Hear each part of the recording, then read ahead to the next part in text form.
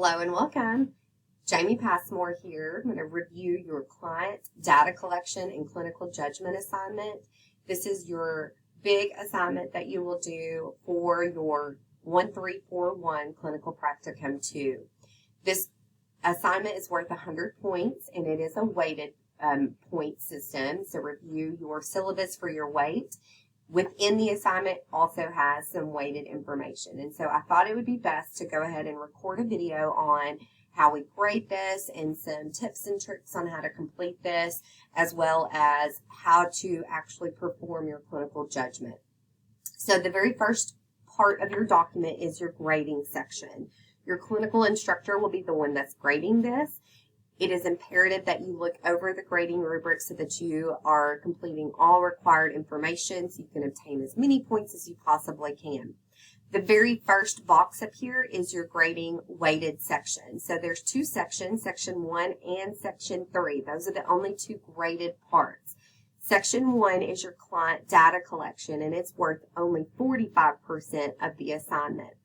Although there's a lot of information to obtain in your client data collection, the biggest weight is how we're assessing your clinical judgment in you creating a plan for your patient. That one's worth 55%. So one section is worth 60 points, the other one is worth 45 points, but you can see the weight is much bigger on your clinical judgment plan. So this is just how we perform the calculation for that and which part is weighted. So again, your clinical instructor will complete your grade for you. Section 1 on the specific objectives. These are all the possible points that you can obtain throughout the Section 1, and this is your client data. We're going to look at the document for all of these sections here. Notice that everything is worth some different types of points. The biggest points is going to be your past medical history, as well as your review of symptoms or systems, and that's your subjective and objective data. Then you have a grading rubric for your clinical judgment map, and these are the different types of points that are possible. We want everyone to get that exceeds expectations. That's where you can get all of the possible points. Note that it is worth 45 points. I do want to point out a specific piece down here at the bottom, that grammar, spelling, and clarity is still worth 5 points. They're all weighted the same. However, just make sure that your writing is well organized. You do have citations if you need it, and you are not plagiarizing. If you'll notice that the words here are very similar to the new clinical judgment policy that we're using for our next gen.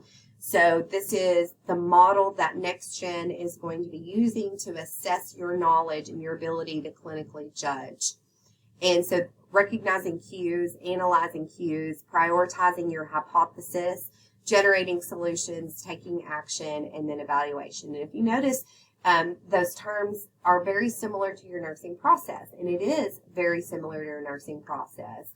This is where you're collecting your data and recognizing which ones are most important for your client data, analyzing that information and what that really means, and then prioritizing a hypothesis.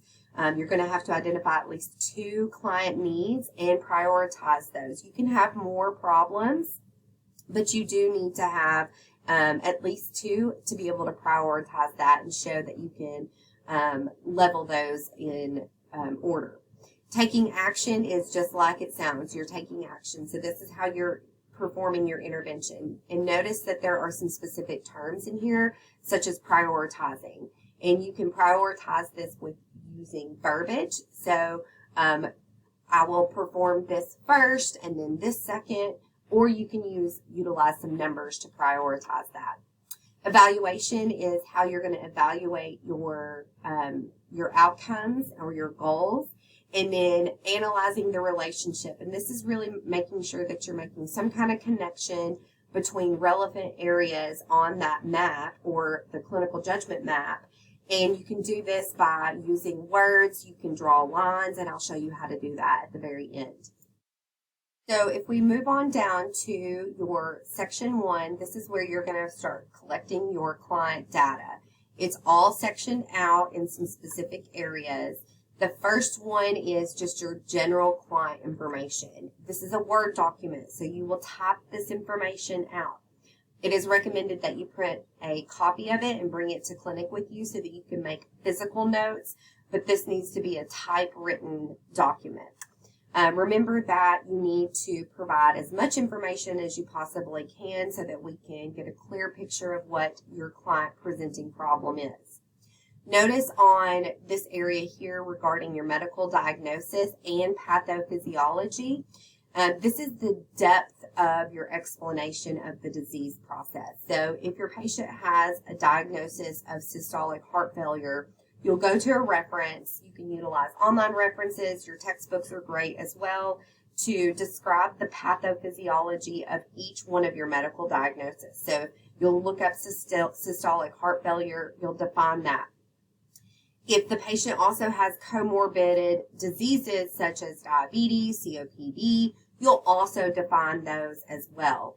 Anything that is relevant to the client's presenting problem. Number 4 under section 1 is how you're going to explain how they are related to each other when applicable. Now keep in mind that heart failure, COPD, and diabetes can absolutely be relatable because those disease processes can exacerbate one another. Some of them cause other things. However, if they have another coexisting disease such as cholecystitis, that may not be a relatable diagnosis. It might be a notable one. So if they're admitted with cholecystitis, which is an inflammation of a gallbladder, it's notable, but it may not necessarily be related to their heart failure and COPD. So if they can be related to one another, make sure that you explain those. You'll also complete your history of your present illness. Number 6 under client data is your past medical history. So this looks very similar to the same assignment you did in Clinic 1 as well as health assessment, except you're doing this on an actual patient in the hospital. You will also list the medications they take at home as well as any current medications in the hospital setting. This is a table where you can add in extra rows as you need to, and most likely you will need some additional rows.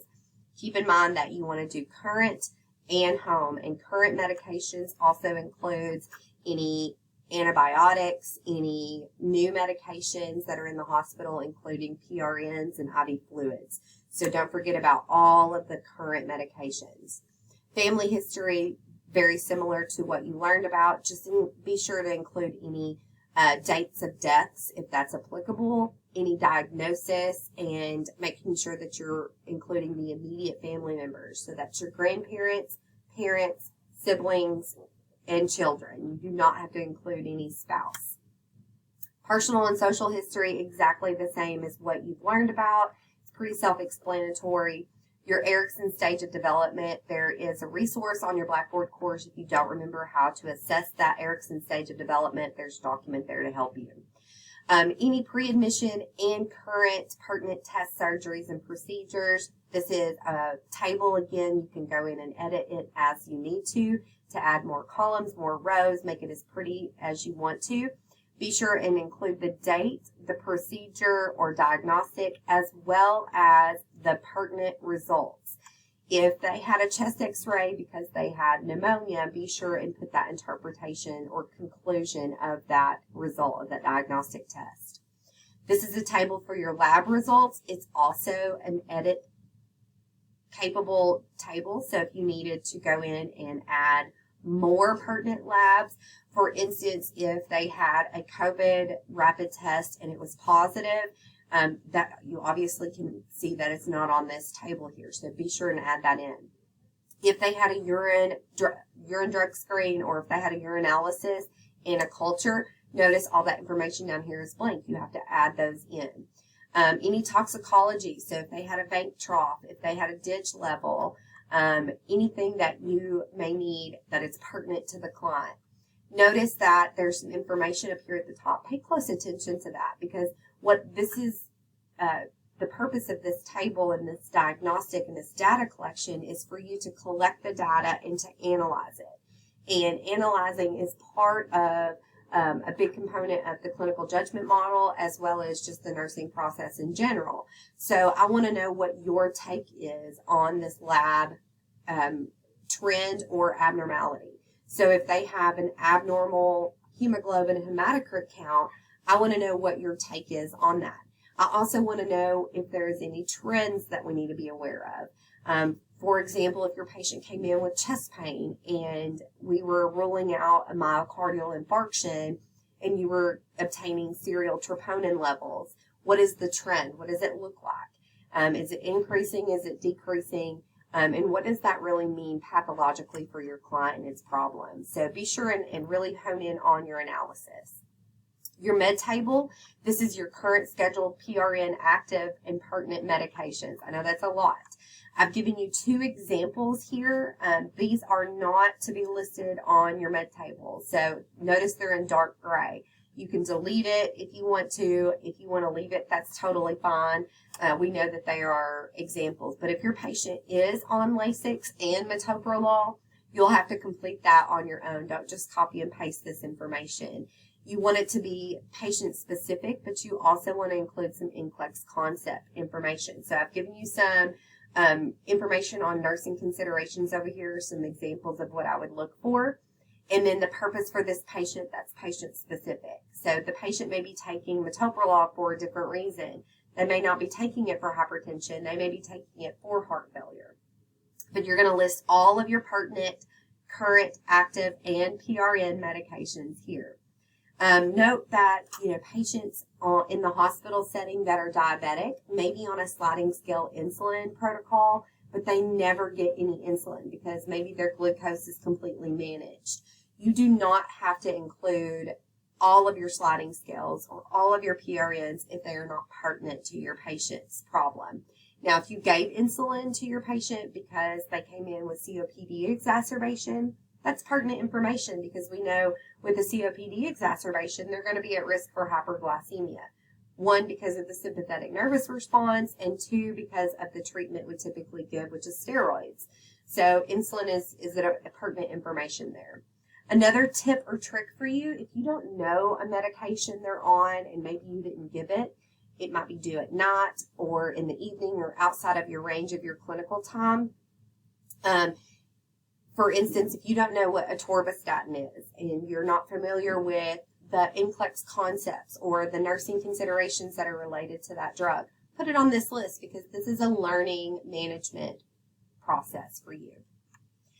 The next section is your review of symptoms or systems. This is your subjective and your objective data. This is weighted pretty heavily, so lots of points here that you can obtain. I would highly recommend you go back and review your health assessment information, some verbiage and terminology that you have learned in the past. Okay, so this brings us to section 2. This is clinical reasoning plan. This is not a graded section. If you'll notice on your rubric at the very top, which I'll scroll all the way back up again, get up there. Only thing that is graded is section 1 and section 3. So section 2 is just a helpful midpoint for you after you've collected the data and you've analyzed it. Now you're going to come in and you're going to think. This is how the clinical judgment model is going to make you think. So this is not a required document for you to complete. It is a helpful document. It has 6 steps, just like your nursing process, except this is your clinical judgment model that you will utilize. So it has all the same terms that are part of your clinical reasoning or clinical judgment plan, map, as well as the rubric that you'll see. So it'll all tie together in just a second. So after you've completed your data collection, this is where you're going to utilize your thought process and think about what, after you have done all these cues, what information is clinically significant that you need to cluster or put together. What does that mean? So you're interpreting that information. And I made some little notes on here, for example, in your concept map or your clinical judgment map, all the issues have to have supporting data. So if your primary problem that you want to complete is gas exchange, you have to have the interpretation data there. For example, if your patient has COPD exacerbation, and that's what they're admitted for, and their ABGs showed that they were in respiratory acidosis, their SpO2 was 80% when they came in, and they're only satting at 93 with 6 liters of nasal cannula oxygen, and they have adventitious breath sounds. That's your data, that's your interpretation, and that's how you're going to cluster it together. So when you have a problem, you have to have that supporting data listed.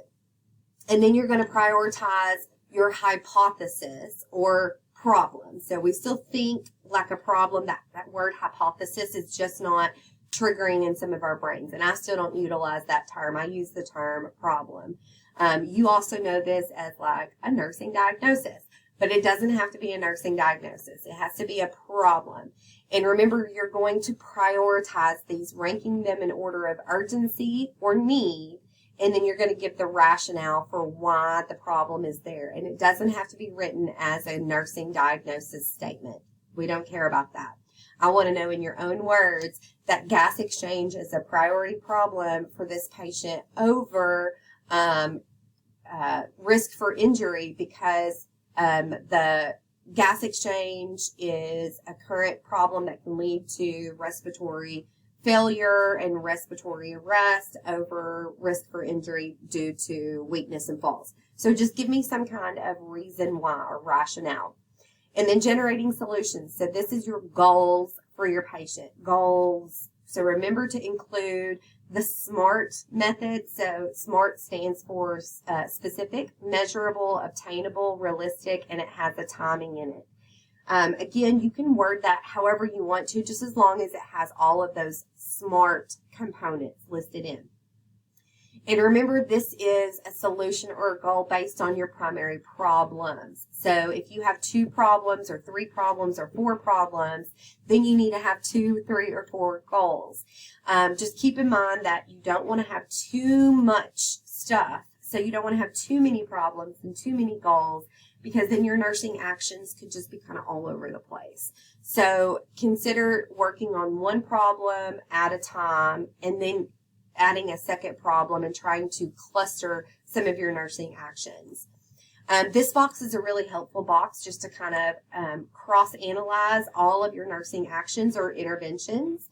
So things that I would assess, for instance, I would assess their SpO2 for gas exchange.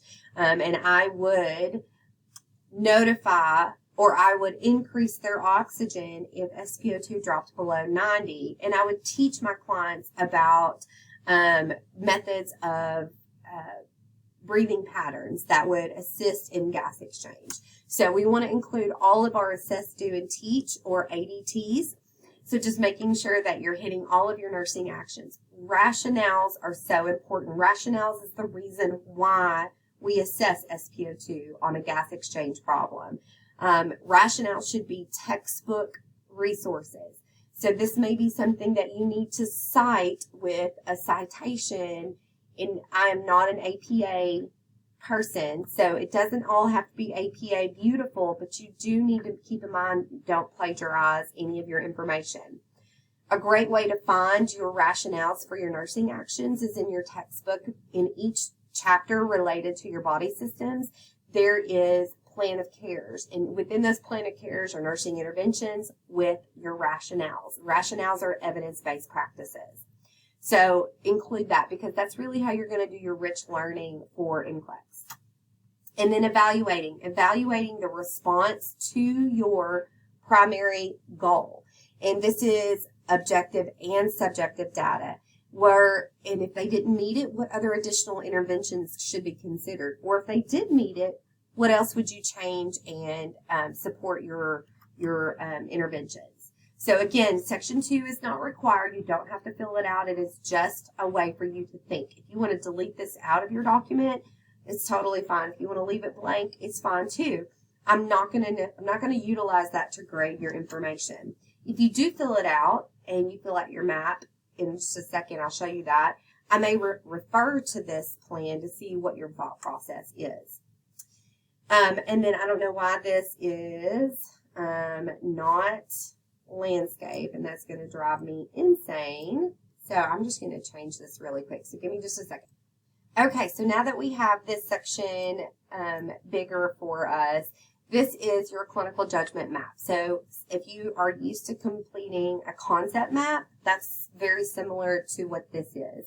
You're going to kind of put all of the information together in one page, utilizing all the data. Now notice it's just one page. It can be bigger than this. So if you have lots of information you need to list in here, you can try to condense it down in a few words, but it can be bigger. So if you need to have 2 pages or 3 pages for your map, that's fine.